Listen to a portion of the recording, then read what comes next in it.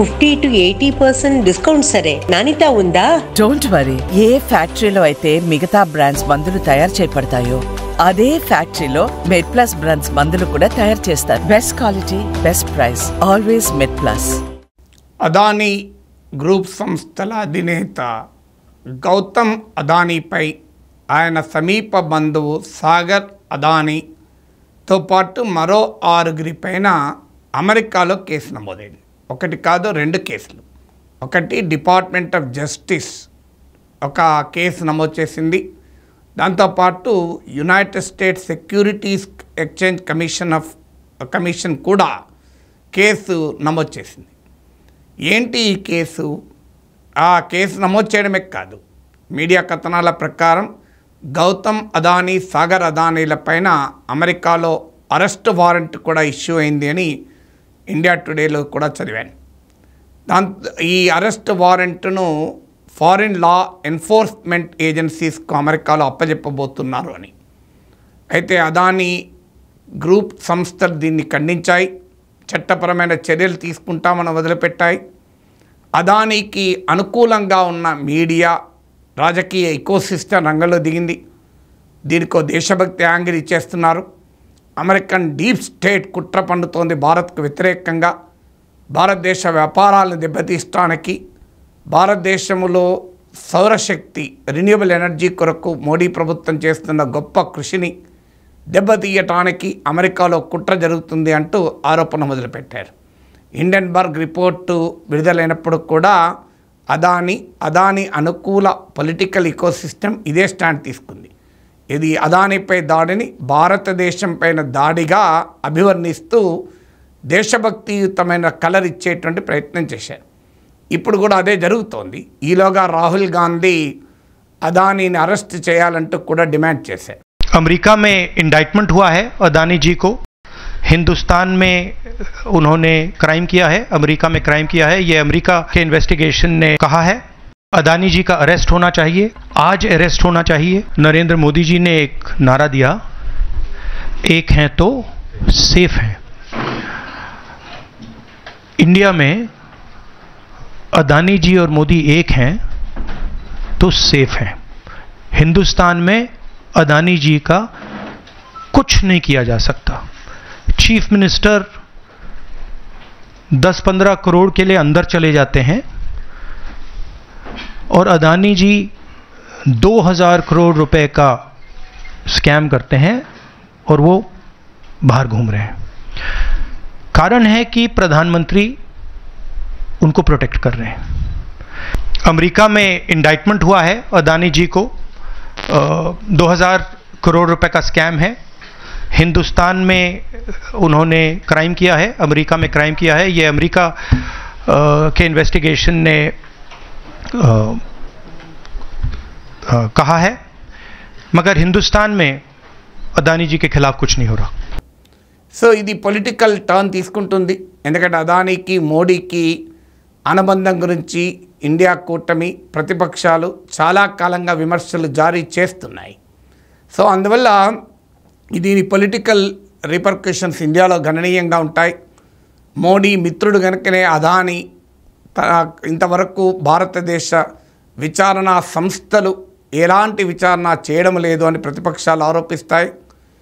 విచిత్రం ఏంటంటే అదానీ తప్పు చేశాడా లేదా, అమెరికాలో డిపార్ట్మెంట్ ఆఫ్ జస్టిస్, అమెరికా ప్రభుత్వం, ఇదేదో వ్యక్తులు ప్రైవేట్ వాళ్ళు ఇచ్చిన కంప్లైంట్ కూడా కాదు, American stock market regulator, securities exchange commission, అలాగే డిపార్ట్మెంట్ ఆఫ్ జస్టిస్ కేసులు పెడితే అదానికి అనుకూలంగా ఇంగ్లీష్ మీడియాలో చర్చ ఏంటంటే అమెరికా ఎవరు, అదానీ భారతీయుడు, సాగర్ అదానీ భారతీయుడు, ఈ కంపెనీలు భారతీయ కంపెనీలు, భారతీయ అధికారులకు భారతీయ కంపెనీలు లంచాలు ఇచ్చాయంటూ అమెరికా ఎవడు విచారణ జరపడానికి అంటూ దీంట్లో భారతదేశము, అమెరికా, సావర్నిటీ, దేశభక్తి ఇవన్నీ పట్టుకొస్తున్నారు. అసలు విషయం ఏంటి, అసలు అదానీ తప్పు చేశాడా లేడా, దాన్ని మాత్రం వదిలేస్తున్నారు. భారతదేశంలో ఉన్న సిబిఐ విచారించాలి, ఇన్కమ్ ట్యాక్స్ విచారించాలి, ఈడీ విచారించాలి, అమెరికా వాడేవాడు అంటున్నారు. దీంతో పాటు కెనేడియన్ పెన్షన్ ఫండ్ కూడా దీంట్లో ఇన్వెస్ట్ చేశారు, అందువల్ల దీంట్లో కెనడా యాంగిల్ ఉంది అంటూ ఆ నిజ్జర్ కేసును కూడా పట్టుకొస్తున్నారు. సో ఫండమెంటల్ క్వశ్చన్ ఏంటంటే అసలు ఆరోపణ ఏంటి, ఈ ఆరోపణ నిజాలేంటి? ఇవాళ గౌతమ్ అదానీ పైన అనేక ఆరోపణలు వచ్చాయి. ఈ నరేంద్ర మోడీ ప్రభుత్వ హయాంలో ఆయన పైన వచ్చిన ఆరోపణలపైన సిబిఐ కానీ ఈడీ కానీ ఎప్పుడైనా విచారణ జరిపాయా? మీకు నవీన్ ముంబై ఎయిర్పోర్ట్ను జీవీకే వాళ్ళు అదానికి అమ్మనంటే జీవీకే పైకి వెళ్ళాయి తప్ప అదానిపైకి వెళ్ళగలుగుతాయా ఈ ప్రభుత్వ సంస్థలు? సో అందువల్ల ఈ దేశభక్తి అనే యాంగిల్ కాదు ఇక్కడ. ఒక దేశ పారిశ్రామికవేత్త దేశం ఒకటి కాదు, ఆ మాటకొస్తే ప్రభుత్వము దేశం ఒకటి కాదని సుప్రీంకోర్టే తీర్పు చెప్పినాక ఒక సింగిల్ ఇండస్ట్రియలిస్ట్ దేశం ఒకటే అవుతుందా? ఆ ఇండస్ట్రియలిస్ట్ తప్పు చేస్తే ఆ ఇండస్ట్రియలిస్ట్ శిక్ష అనుభవించాల్సిందే. ఆ ఇండస్ట్రియలిస్ట్ తప్పు చేయకపోతే ఆయన ఫైట్ చేసుకుంటాడు. ఇందులో దేశానికి దేశ ప్రజలకి ఏం సంబంధం? కానీ అదానికి అనుకూలంగా ఉన్న పొలిటికల్ అండ్ మీడియా ఎకోసిస్టమ్ రంగంలో దిగి అదానికి దేశభక్తియుతమైన మద్దతు ఇవ్వడం మొదలుపెట్టారు. ఇక ఆరోపణ ఏంటి, ఎందుకు అరెస్ట్ వారెంట్ దాఖలు చేయాల్సి వచ్చింది, ఈ వివరాల్లోకి వెళ్దాం. అదానీకి సంబంధించిన కంపెనీ అదానీ గ్రీన్ ఎనర్జీ అనే కంపెనీ. ఇది సోలార్ పవర్ తయారు చేయడానికి ఏర్పడిన కంపెనీ. ఈ కంపెనీ అజూర్ పవర్ అనే న్యూయార్క్ స్టాక్ ఎక్స్చేంజ్లో లిస్టింగ్ అయిన కంపెనీతో కలిసి భారతదేశంలో సోలార్ పవర్ కాంట్రాక్ట్స్ పొందటానికి భారీగా ముడుపులు చెల్లించాయన్నది ఆరోపణ. అది కూడా $265 మిలియన్, అంటే ఇండియన్ కరెన్సీలో 2029 కోట్లు. సో అంత పెద్ద ఎత్తున అవినీతికి పాల్పడుతున్నాయి అని. ఎందుకంటే ఈ రిపోర్ట్ ప్రకారం అమెరికన్ ప్రాసిక్యూటర్ కోర్టులో నమోదు చేసిన వివరాల ప్రకారం న్యూయార్క్ టైమ్స్ కథనం $200 కోట్ల లాభాలు పొందేటువంటి కాంట్రాక్ట్ ఇది. $200 కోట్ల అంటే ఇప్పుడున్న లెక్క ప్రకారం సుమారు 17,000 కోట్లు. అందువల్ల 17,000 కోట్లు లాభం వచ్చేటప్పుడు 2,000 కోట్లు లంచాలు ఇవ్వడం పెద్ద ఆశ్చర్యపడాల్సిందేమీ కాదు. అసలు ఇష్యూ ఏంటి అంటే అదానీ గ్రీన్ ఎనర్జీ అనే కంపెనీ భారత ప్రభుత్వ కంపెనీలతో సోలార్ ఎనర్జీ కార్పొరేషన్ ఆఫ్ ఇండియాతో సోలార్ పవర్ సప్లై చేయడానికి ఒప్పందం కుదుర్చుకుంది. కానీ ఆ ఒప్పందం కుదుర్చుకున్నా కూడా ఈ సోలార్ పవర్ కొనటానికి ఎవరు ముందుకు రాలే. అప్పుడు solar energy corporation of India ద్వారా 4 రాష్ట్రాలు, ఒక కేంద్రపాలిత ప్రాంతాల్లో ఉన్న స్టేట్ ఎలక్ట్రిసిటీ డిస్ట్రిబ్యూషన్ కంపెనీలతో అదానీ సోలార్ ఎనర్జీ కొనటానికి ఒప్పందాలు చేసుకున్నాయని. ఇందులో అధిక భాగం ఆంధ్రప్రదేశ్లో ఉన్నాయి. మీకు గుర్తుండే ఉంటుంది, జగన్ ప్రభుత్వంపై కూడా ఈ ఆరోపణలు వచ్చాయి. అదానీకి ప్రత్యేకంగా కాంట్రాక్ట్ కుదుర్చుకుంటున్నారు, ఇంకా ఎవరు లేరా అని విమర్శలు కూడా వచ్చాయి. ఇప్పుడు ఏం చేస్తారో తెలియదు. అందువల్ల దానిపై నేను మరోటి మాట్లాడతాను. అదానీ, జగన్, చంద్రబాబు ఏం జరగబోతుంది అని ఇంకో వీడియోలో మాట్లాడతాను.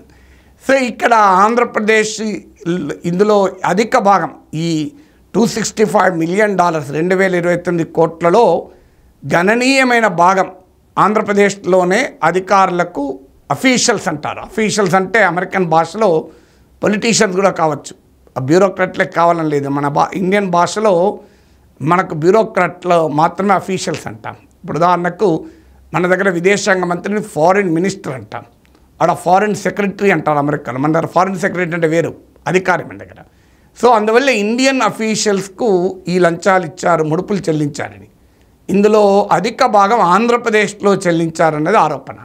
ఆంధ్రప్రదేశ్ కాక ఛత్తీస్గఢ్, ఒరిస్సా, తమిళనాడు, జమ్మూ కాశ్మీర్లోని స్టేట్ ఎలక్ట్రిసిటీ డిస్ట్రిబ్యూషన్ కంపెనీల ద్వారా అదానీ సప్లై చేసే సోలార్ పవర్ కొనటానికి ఈ ఒప్పందాలు చేసుకున్నారని. దీని ప్రభావం ఏంటంటే ఆటోమేటిక్గా సోలార్ పవర్ చాలా కాస్ట్లీగా ఉంటుంది. చీప్ అయితే ఎవరు ఒప్పందాలు కుదుర్చుకోవాలన్నా దానికి లంచాలు ఇవ్వాల్సిన అవసరం లేదు. చీప్ ఉంటే ఎగబడి కొంటారు కదా. సో చీప్ లేదు కనుకనే కొనడానికి ఎవరు ముందుకు రాలే. అప్పుడు ముడుపులు చెల్లించి కొనిపించారు. అది ఎవరి మీద భారం? మళ్ళీ ట్రూ అప్ ఛార్జెస్ అని, ఈ ఛార్జెస్ అని, ఆ ఛార్జెస్ అని విద్యుత్ వినియోగదారులపైన భారాలు మోపుతారు. అంటే ఇలా అదానీ లాంటి కంపెనీలతో అడ్డగోలు రేటుకు పవర్ పర్చేజ్ అగ్రిమెంట్లు కుదుర్చుకొని ఆ భారానంతా సామాన్యులపైన మోపుతున్నాయి ప్రభుత్వ వ్యవస్థలు. ఇప్పుడు ఇదంతా 2020-2024 మధ్యకాలంలో, అంటే జగన్మోహన్ రెడ్డి ముఖ్యమంత్రిగా ఆంధ్రప్రదేశ్లో ఉన్న రోజుల్లో జరిగింది. కేంద్రంలో నరేంద్ర మోడీ ప్రధానమంత్రిగా ఉన్నారు, ఆంధ్రప్రదేశ్లో జగన్మోహన్ రెడ్డి ముఖ్యమంత్రిగా ఉన్నారు. ఇప్పుడు ఈ ఆరోపణ ప్రకారం ఏంటంటే భారీగా 2029 కోట్ల ముడుపులు చెల్లించి ఈ 4 రాష్ట్రాలు ఒక కేంద్రపాలిత ప్రాంతంలో ఉన్న స్టేట్ ఎలక్ట్రిసిటీ డిస్ట్రిబ్యూషన్ కంపెనీలతో solar energy corporation of India ద్వారా సోలార్ పవర్ సప్లైకి ఒప్పందాలు కుదిరాయని. సో మరి ఇక్కడ ఒక ప్రశ్న ఉత్పన్నమవుతుంది. ఇది భారతీయ company Adani green energy limited, Gautam Adani భారతీయుడు, సాగర్ అదానీ భారతీయుడు, ఇండియాలోనే ఉంటారు. ఈ అఫీషియల్ భారతీయులు, భారతీయ కంపెనీలు భారతీయ అధికారులకు లంచాలు ఇస్తే దానికి అమెరికాకి ఏం సంబంధం, వాళ్ళు ఎందుకు విచారణ జరుపుతున్నారు అనే క్వశ్చన్ ఉత్పన్నమవుతుంది. దానికి ఆన్సర్ ఏంటంటే అమెరికాలో 1970s foreign corrupt practices prevention act అని ఒక చట్టం వచ్చింది. అంటే విదేశీ అవినీతి కార్యకలాపాలని. ఎందుకంటే భారీ ఎత్తున కార్పొరేట్ స్కాండల్స్ వచ్చాయి, మీకు గుర్తుండే ఉంటుంది. ఇలాంటి కార్పొరేట్ స్కాండల్స్ అమెరికాలో కొత్త కాదు. మన ఎన్రాన్ లాంటి స్కాండల్ చూసాం, చాలా చూసాం. ఆ స్కాండల్స్ వచ్చిన తర్వాత అమెరికాలో చట్టం ఏం చేశారంటే ఫారిన్ కంపెనీస్ అయినప్పటికీ కూడా అమెరికాతో లింక్ ఉంటే, అంటే అమెరికన్ బ్యాంక్స్తో కానీ, అమెరికన్ స్టాక్ మార్కెట్స్తో కానీ, అమెరికన్ ఇన్వెస్టర్లతో కానీ లింక్ ఉన్న కంపెనీలు, అవి విదేశీ కంపెనీలైనా వారు అవినీతి కార్యకలాపాలు చేస్తే విచారణ జరపవచ్చు అని అమెరికాలో ఈ foreign corruption practices act, prevention act వచ్చింది.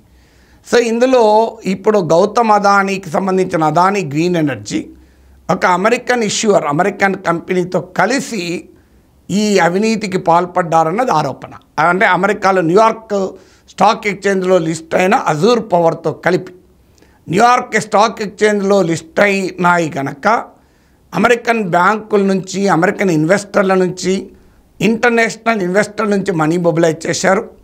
$175 మిలియన్ గౌతమ్ అదానీ ఎనర్జీ లిమిటెడ్కు అమెరికా నుంచి ఇన్వెస్ట్మెంట్ రైజ్ చేశాడు.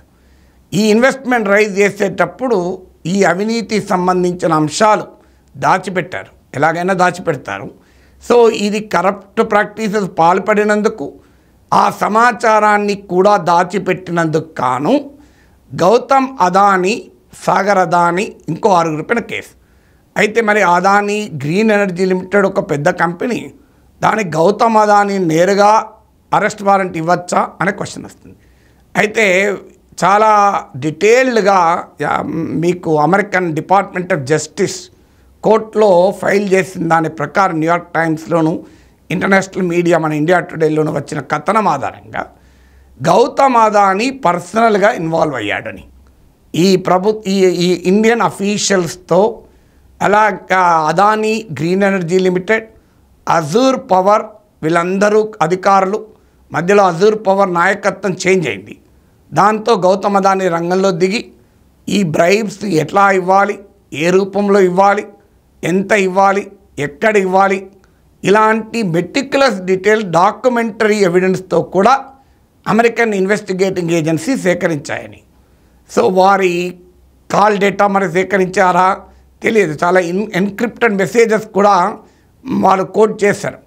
అంటే గౌతమ్ అదానీ, సాగర్ అదానీలు పాల్గొన్న మీటింగులు, ఆ మీటింగుల్లో జరిగిన చర్చలు, వాళ్ళు షేర్ చేసుకున్న డీటెయిల్స్, అంటే ఈ 2029 కోట్లు ఎవరికి, ఎక్కడ, ఏ రూపంలో, ఎప్పుడు ఇవ్వాలి, అంటే అదానీ గ్రీన్ ఎనర్జీ ఉత్పత్తి చేసిన 12 గిగావాట్ల పవర్ కొనటానికి గాను ఈ అవినీతి ముడుపుల ఒప్పందం.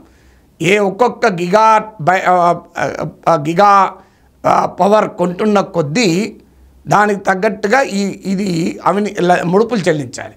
ఇలా ఈ ముడుపులకు టైం షెడ్యూల్ ఏంటి, చాలా వివరంగా ఈ లెక్కంతా ఇచ్చారు. సో ఈ సమాచారాన్ని అంతా అమెరికా కోర్టులో ప్రవేశపెట్టారు. దీంతో America department of justice case నమోదు చేసింది.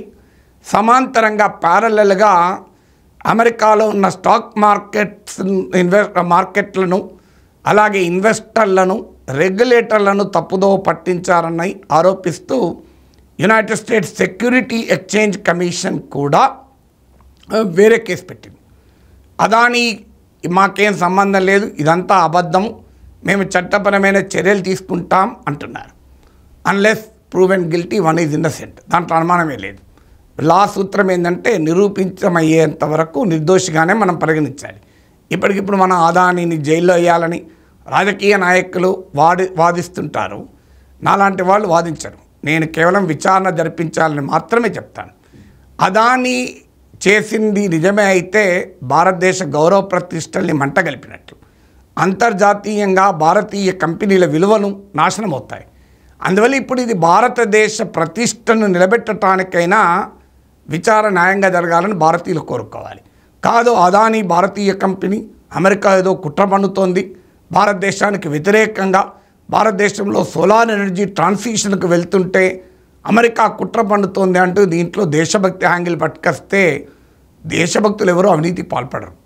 అందువల్ల అవినీతి కుంభకోణాలను డిఫెండ్ చేసుకోవటానికి దేశభక్తి, సార్వభౌమాధికారం, విదేశీ కుట్ర, ఈ సిద్ధాంతాలు ఎప్పుడూ మనం అంగీకరించకూడదు.